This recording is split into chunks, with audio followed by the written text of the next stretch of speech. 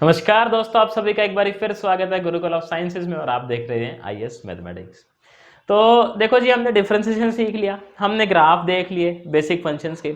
तो अब थोड़ी सी बात करेंगे हम डोमेन की।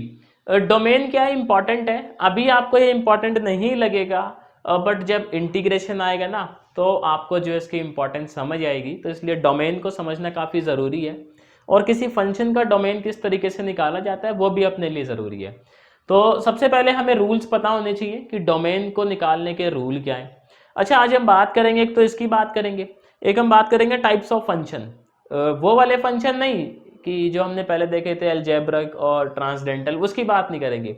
हम बात करेंगे इवन फंक्शन, ऑड फंक्शन, हम करेंगे composition of function, f o g g o f, है कि नहीं। तो ये सारी बातें होंगी आज, काफ़ी इंटरेस्टिंग अपनी वीडियो रहने वाली है, मतलब सेशन रहने वाला है, तो बने रहे। तो कहता है जी रूल्स फॉर फाइंडिंग डोमेन। तो कुछ रूल्स हैं जिन्हें हमें ध्यान में रखना है किसी भी फंक्शन का डोमेन निकालते टाइम।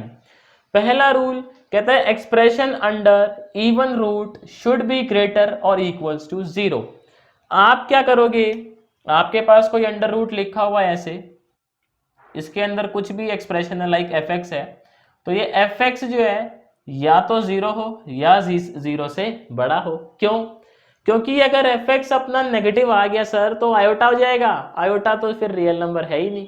समझ गए बात, डोमेन की डेफिनेशन ही वही है कि आयोटा नहीं ला सकते आप, आपका रियल नंबर ही होना चाहिए। तो एफ एक्स जो है वो कम से कम या तो जीरो हो या जीरो से बड़ा हो। ठीक, सेकेंड रूल देखो, कहता है डिनोमिनेटर कभी भी जीरो नहीं होना चाहिए। अब आप कहोगे ऐसा क्यों जी, मान लो डिनोमिनेटर जीरो हो गया तो 1/0 इज नॉट डिफाइंड।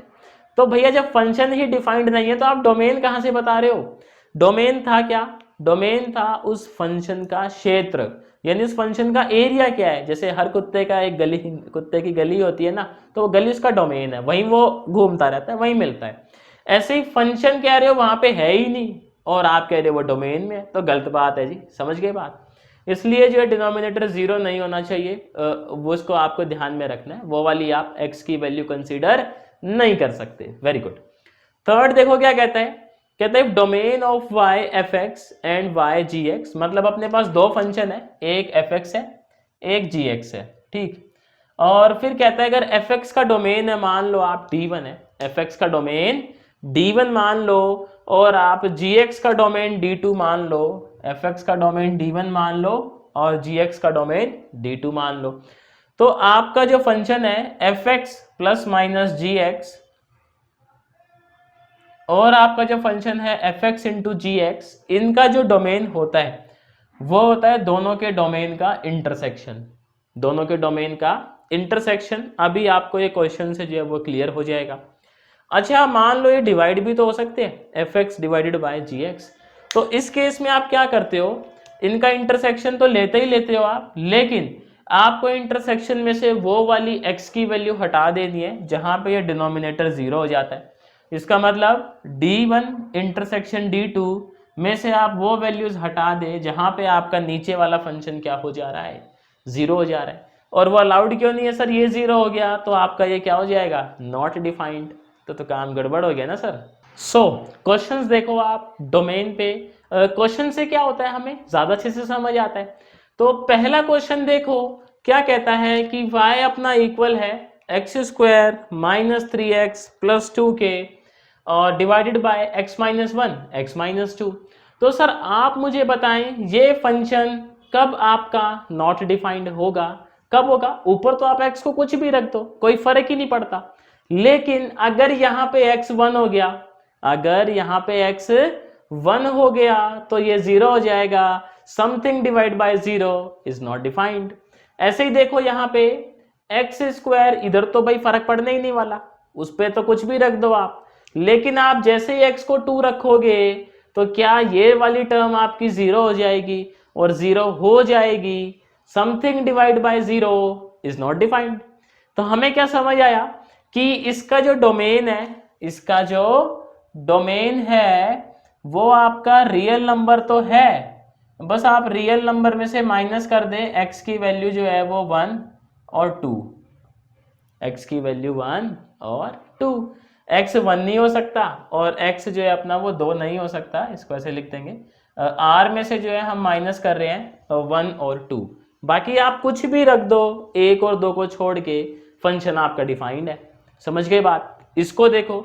और ये लॉग वाले सवाल क्या है, थोड़ी सी तकलीफ दे जाते हैं, तो इसकी प्रॉपर्टी समझेंगे फिर अपने को जो है काफ़ी आसानी होगी इनको समझने में।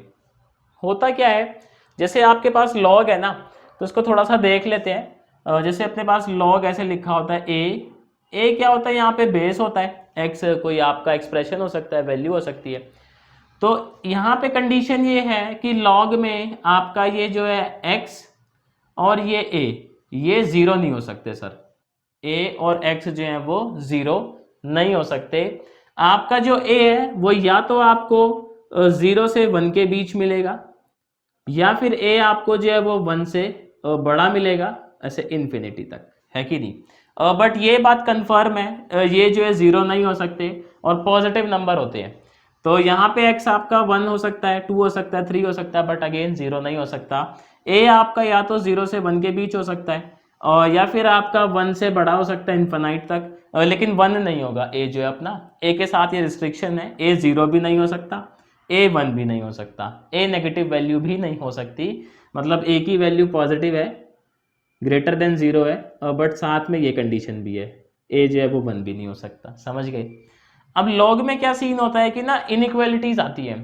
तो मान लो जैसे आपके सामने एक इनइक्वालिटी लिखी है, लॉग एक्स, यहाँ लिखा है y इज ग्रेटर देन, ऐसे करके कुछ भी लिखा है, फॉर सपोज 1 लिखा है, मान लेते हैं। आपने ना ये बेस चेक करना है। अगर ये बेस अपना 1 से छोटा है, इसको बेस बोलते हैं, ये बेस 1 से छोटा है, तो जब लॉग उस साइड जाता है, होता क्या है, आपका ये जो बेस होता है, ये जो वैल्यू है, ये बेस की पावर बनती है इधर। तो अगर ऐसा कुछ लिखा हुआ है ना, तो आप लिख सकते हो y is greater than x की पावर 1। तो ये सीन है। ये इसलिए बेस जो है काफी ज्यादा इंपॉर्टेंट है, बेस और ये उसकी पावर। बाकी बेस का मैं आपको कभी बताऊंगा यूज क्या होता है, मतलब डिटेल में समझाऊंगा आपको लॉग को भी जो है। अभी आप सिर्फ इतना समझो डोमेन निकालने के लिए कि इधर जाता है x, मतलब बेस की पावर ये। समझ गए भाई? अब हुआ क्या, यहाँ पे ना जो बेस है आपका, लाइक ये जो x है, x में दो बातें हो सकती है, या तो x आपका 0 से 1 के बीच हो, या x आपका 1 से बड़ा हो, इन्फिनाइट तक हो। तो सीन क्या है यहाँ पे, अगर आपका x जो है वो 1 से छोटा है, तो इनइक्वालिटी का साइन चेंज हो जाता है।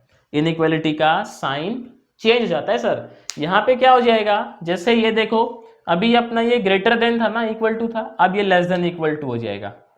और अगर आपका बेस 1 से बड़ा है, तो सर कोई मसला ही नहीं है, तब तो जैसे चल रहा है वैसे ही चलने दो।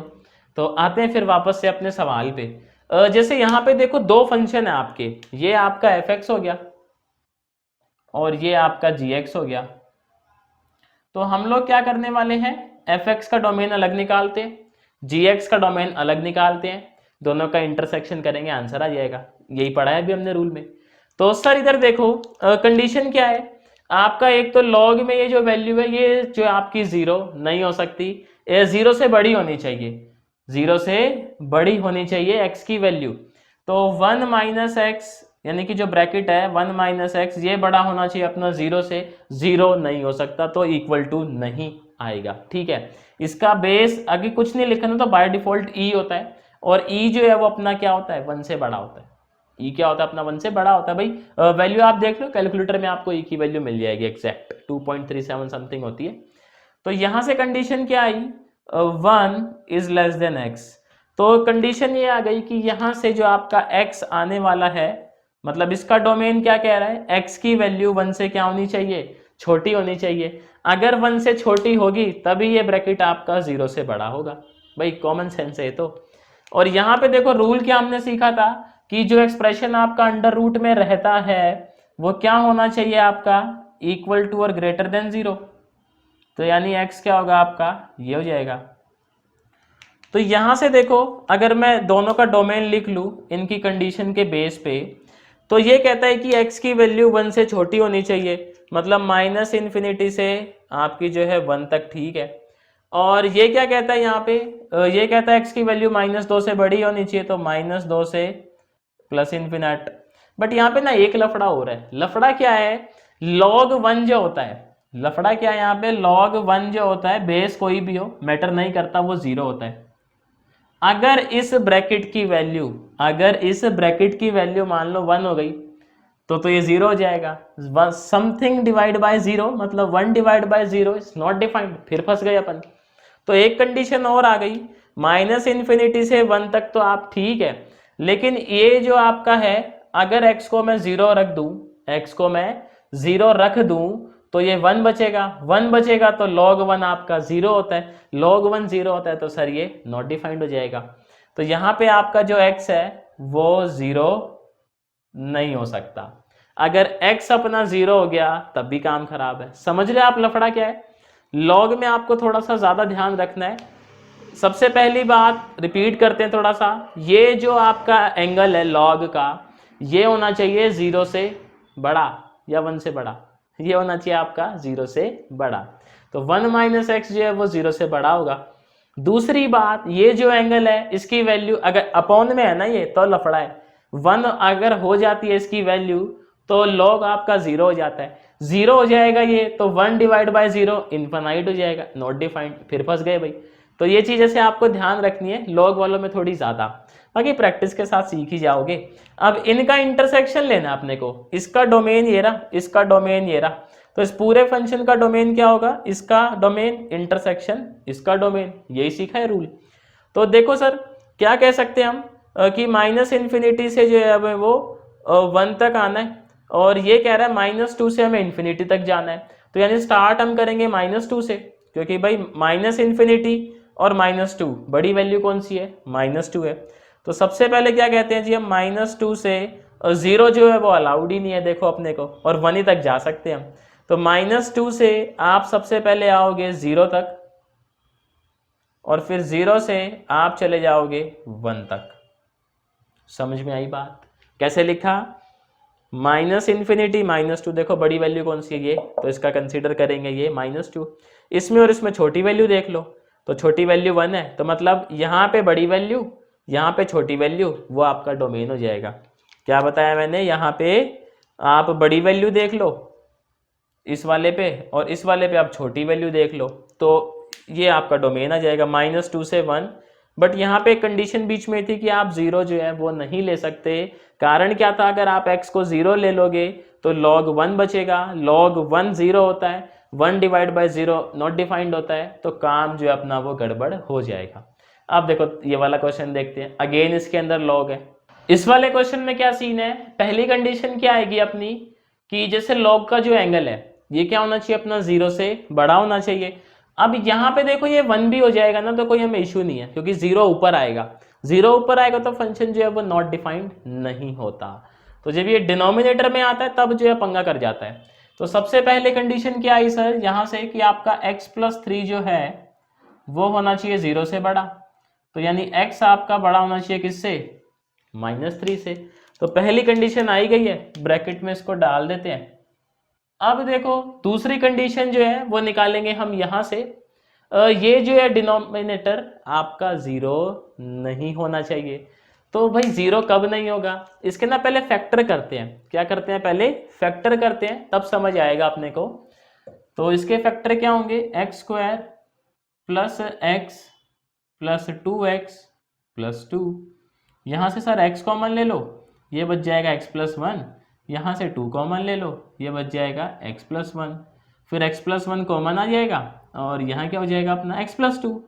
तो हम कह रहे हैं कि x+1 और ये x+2 ये 0 ना हो, क्योंकि भाई डिनोमिनेटर 0 नहीं हो सकता। बहुत ही बढ़िया। तो ये 0 कब नहीं होगा, या मैं ऐसा पूछ लूँ ये 0 कब होगा, मैं कह दूं क्या, x की वैल्यू अगर -1 हो गई तो 0 हो जाएगा, और x की वैल्यू अगर -2 हुई तब भी 0 हो जाएगा। यानी हमें एक बात समझ आ गई, आप जो है यहाँ पे x को, यहाँ पे आप x को जो है -1 नहीं ले सकते और -2 नहीं ले सकते। अगर आप ऐसा करते हैं तो आपका डिनोमिनेटर 0 हो जाएगा। 0 हो जाएगा तो भाई फंक्शन अपना नॉट डिफाइंड हो जाएगा, नॉट डिफाइंड हो जाएगा तो फिर नाराज हो जाएगा ना फंक्शन, गंदी बात हो जाएगी। तो अब देखो यहाँ पे क्या सीन है, यहाँ पे आपका अगर मैं डोमेन लिखूं इस वाले का, तो इसका डोमेन क्या आएगा सर, x की वैल्यू -3 से बड़ी होनी चाहिए, -3 से इन्फिनिटी तक जा सकते हैं हम, कोई दिक्कत ही नहीं है। और यहाँ पे क्या है अपना, -इन्फिनिटी से आप +इन्फिनिटी तक चले जाओ, बट आपको दो वैल्यू नहीं लेनी, एक तो 1 और एक 2। तो इस वाले में जो है बड़ी वैल्यू देखते हैं, -इन्फिनिटी -3, बड़ा कौन, -3 है क्या, वेरी गुड। तो डोमेन आया भाई -3। इसके बाद -3 से हम इन्फिनिटी तक जा सकते हैं, यहाँ भी इन्फिनिटी है तो कोई दिक्कत ही नहीं है। बट -3 से पहले हम पहुंचेंगे 1 पे, क्योंकि 1 जो है वो अलाउड नहीं है। फिर 1 से 2 पे, 1 से 2 के बीच की तो वैल्यू अलाउड है, बट 1 और -1 तक, पहले -2 तक आएगा, रे रे रे भैया गड़बड़ काम हो गया, -3 से -2 तक, देन -2 से -1 तक, और देन -1 से इन्फिनिटी तक। समझ गए बात। या आप इसको ऐसे भी लिख सकते थे, कैसे, आप सीधा लिख दो -3 से इन्फिनिटी तक एक्सेप्ट -1 -2, तो ये भी चलेगा आप लोगों को। तो देखो हमने ये 3 क्वेश्चन किए, उम्मीद करता हूँ आप लोगों को समझ आया होगा। बाकी आप जितनी प्रैक्टिस करोगे ना, उतना ज़्यादा जो है आप लोगों को डोमेन के बारे में समझ आएगा। इस पे मैं ज़्यादा फोकस इसलिए नहीं करूँगा क्योंकि ये ऐसा सिलेबस में नहीं है डायरेक्ट, अपना ये डोमेन वगैरह वाला जो पार्ट है वो डायरेक्ट सिलेबस में नहीं है, बट हमें आना चाहिए। बस इतना आता है ना, बहुत है, इतना आता है तो बहुत है। हमें बस पता होनी चाहिए कंडीशन क्या है, कैसे सॉल्व करते हैं, बाकी जब क्वेश्चन आएगा तो मैं सॉल्व करवा ही दूंगा, टेंशन क्यों ले रहे हो। तो अब थोड़ी सी बात करेंगे, देखो अपना इवन फंक्शन और ऑड फंक्शन की। ये भी क्या है, अपना इंटीग्रेशन वाला जो टॉपिक है उसमें काफ़ी ज़्यादा यूज़ होते हैं, तो इनका भी ज्ञान हमें होना चाहिए। सबसे पहले देखो इवन फंक्शन की तारीफ क्या है, तो लिख लेते हैं भाई इवन फंक्शन। इवन फंक्शन को आप पहचानते कैसे हो, या कंडीशन क्या है किसी फंक्शन के इवन होने की। आप क्या करो, आप f में x की जगह पे -x पुट करो, और अगर आपका वापस वो fx आ जाए, आप क्या करो x की जगह पे -x पुट कर दो और वापस आपका fx आ जाए, इसका मतलब फंक्शन आपका इवन है। अब इवन की ना एक और पहचान है, एग्जाम्पल तो हम देखेंगे, ग्राफ से भी पता लग जाता है। कैसे पता लगता है सर, अगर आपका फंक्शन y एक्सिस के अबाउट सिमेट्रिकल है, अगर आपका फंक्शन y एक्सिस के अबाउट सिमेट्रिकल है, इट मीन्स फंक्शन जो आपका इवन है। एग्जाम्पल देखो, जैसे ये चीज़ लिख लेना भाई आप लोग अपनी लैंग्वेज में, कि अगर अपना फंक्शन y एक्सिस के अबाउट सिमेट्रिकल है तो वो अपना इवन फंक्शन आएगा। जैसे ये वाला पैराबोला है अपना, ये तो पैराबोला अपना इवन फंक्शन है। कैसे, इक्वेशन देखो पैराबोला की क्या होती है, y is equals to x square, x को जरा पुट करना -x, तो y इज इक्वल्स टू, या y डैश मान लेते, y ऐसा, y of -x is equals to -x का स्क्वायर। -x का स्क्वायर क्या होता है सर, x स्क्वायर ही होता है, और x स्क्वायर किसका इक्वल था, y के इक्वल। तो आपने y में x की जगह क्या पुट किया, -x पुट किया, लेकिन -x पुट करने के बावजूद आपका जो आंसर है सर वो क्या आ गया, वो वापस y आया क्या। तो इसका मतलब आपका ये जो फंक्शन है ये कैसा फंक्शन है, इवन फंक्शन है। समझ गए। एक और एग्जांपल दूं, कॉस भैया जो है अपने वो इवन फंक्शन की कैटेगरी में ही आते हैं। कैसे आते हैं, पुट करो जरा माइनस, तो y ऑफ -x ये हो जाएगा cos -x। cos देखो आपने पढ़ा होगा बचपन में, cos नेगेटिव खा लेता है भाई, cos को क्या भूख थोड़ी ज़्यादा लगती है तो वो नेगेटिव खा जाता है।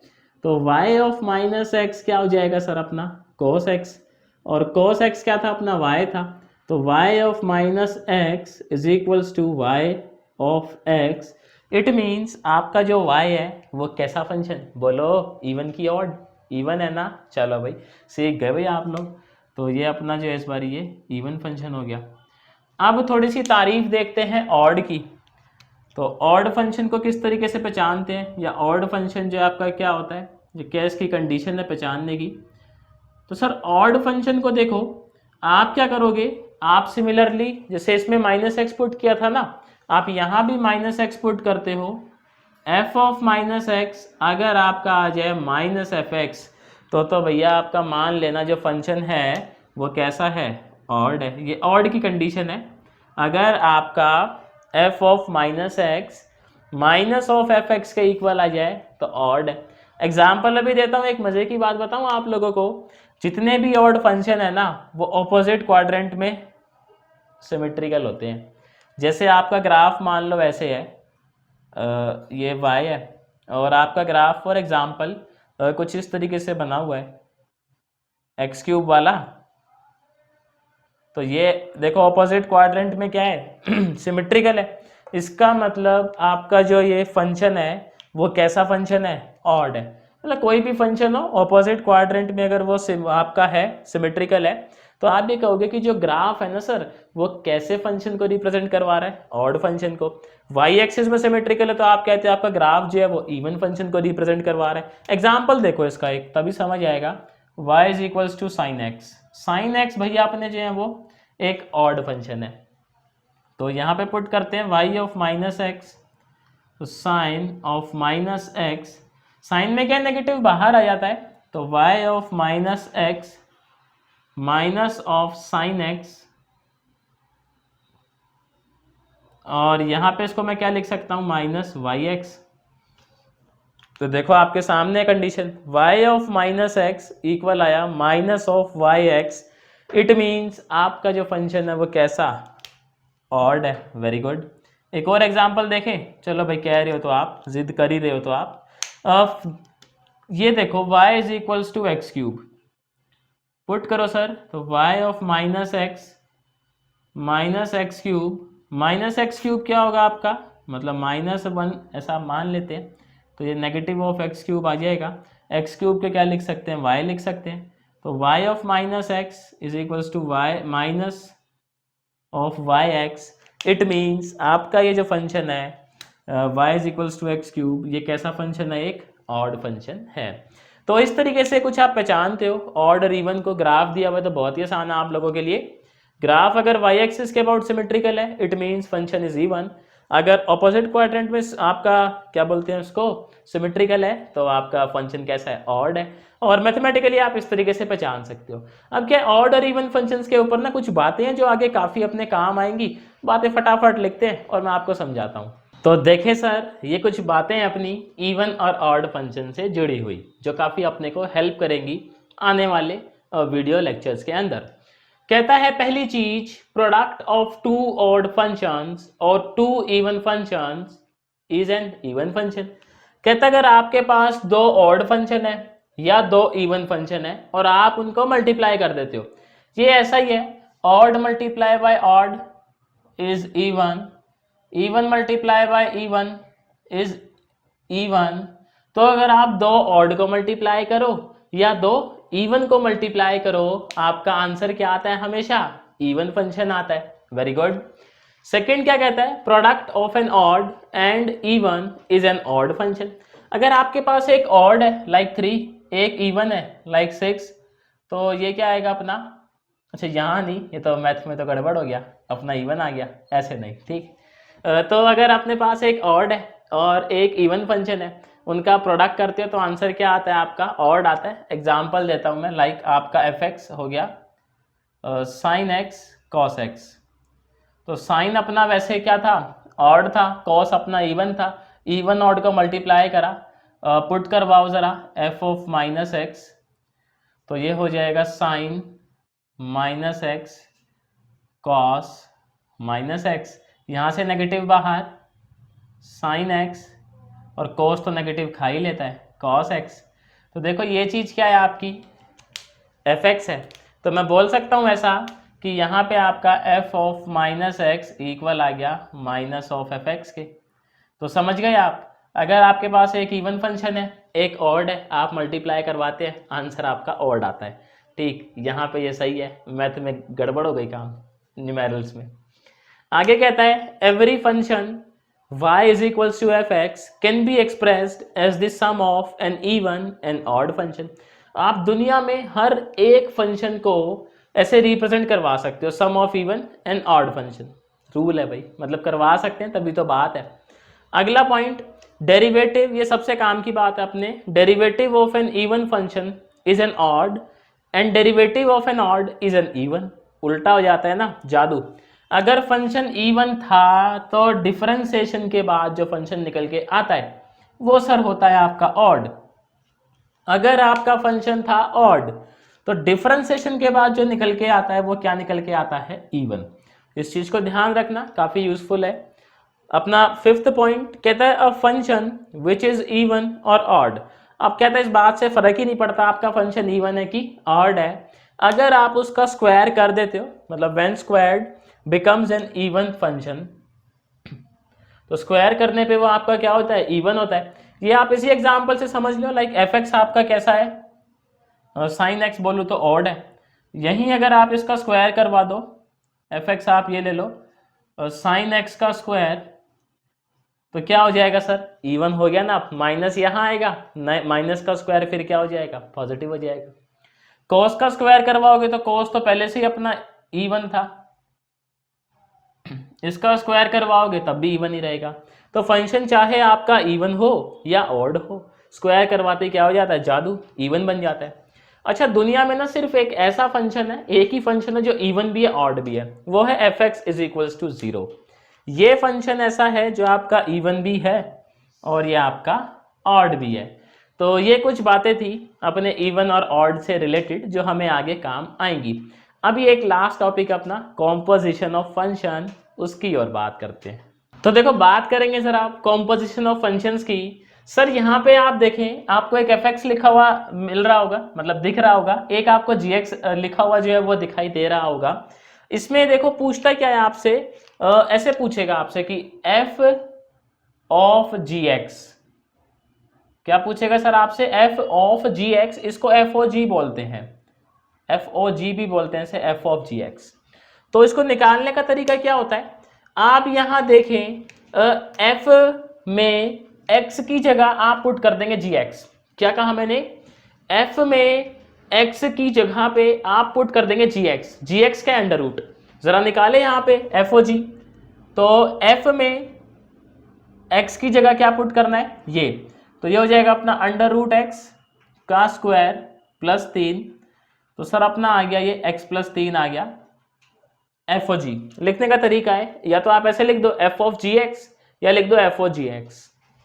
अगर आपसे मान लो वो पूछ ले कल को जी ओ एफ एक्स, उल्टा भी तो पूछ सकता है ना सर, हमसे पूछ लिया उसने जी ऑफ एफ एक्स और इसको बोला जाता है गॉफ, जी ओ एफ। 11वीं 12वीं में पढ़ा होगा ये फॉग और वो गॉफ। अब यहाँ पे क्या सीन करना है, जी वाले में जहां x है वहां पुट कर देना है एफ एक्स।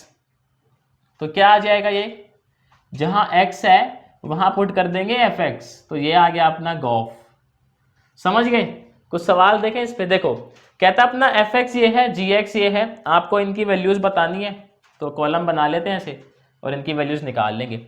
सबसे पहले कहता है आप बताएं एफ ऑफ जी ऑफ 2, आप जी में जो है वो 2 पुट करें, तो पहले मैं निकालूंगा g ऑफ 2, तो ये हो जाएगा 2 की पावर 3 प्लस 1 विच इज 9। देन मैं कैलकुलेट करूंगा f ऑफ 9, क्योंकि भाई देखो यहाँ g ऑफ 2 को मैं क्या पुट कर सकता हूँ 9, तो ये क्या हो गया f ऑफ 9 कैलकुलेट करना है, it means under root 9, answer आ गया जी 3। समझ गए बात को। यहाँ देखो कहता है आप कैलकुलेट करें g ऑफ f ऑफ 4, तो पहले आप f ऑफ 4 ही कैलकुलेट कर ले, तो यहाँ 4 पुट करेंगे तो आंसर क्या आएगा 2, और अब हमें कैलकुलेट करना है g ऑफ 2, तो ये हो जाएगा 2 की पावर 3 प्लस 1 विच इज़ 9। कमाल हो गया, समझ गए बात। यहाँ देखो कहता है आप कैलकुलेट करें f ऑफ 16, तो पहले आप f ऑफ 16 निकाल लें, तो यहाँ पे 16 पुट करेंगे तो ये सर क्या आ जाएगा अपना 4, तो यानी कि हमें निकालना है अब f ऑफ 4। यहाँ 4 पुट कर देंगे ना इसको, क्योंकि देखो ये 4 आ गया अपना, यहाँ 4 पुट करेंगे, 4 पुट करेंगे तो f ऑफ 4 यानी यहाँ पे देखो अंडर रूट 4, आंसर कितना है सर आपका 2 आ गया। कहता है जी आप कैलकुलेट करें g ऑफ 0, तो पहले g0 कैलकुलेट कर लेते हैं, g0 यानी 0 का क्यूब प्लस 1, तो g ऑफ 0 कितना है सर अपना 1 है क्या। और देखो जी यहाँ पे जी ऑफ 0 को क्या पुट कर देंगे हम, इसकी जगह पे 1 आ गया, यानी अब हमें कैलकुलेट करना है जी ऑफ 1। तो जी ऑफ 1 कितना आएगा सर, 1 का क्यूब प्लस 1, आंसर आ गया 2। तो देखो कुछ इस तरीके से जो है हम ये वैल्यूज निकाल सकते हैं। उम्मीद करता हूँ आप लोगों को समझ आया होगा, कुछ नया सीखने को मिला होगा। तो इसी बात पे वीडियो को करते हैं एंड, आपसे जल्दी मिलते हैं नेक्स्ट वीडियो में नए टॉपिक के साथ।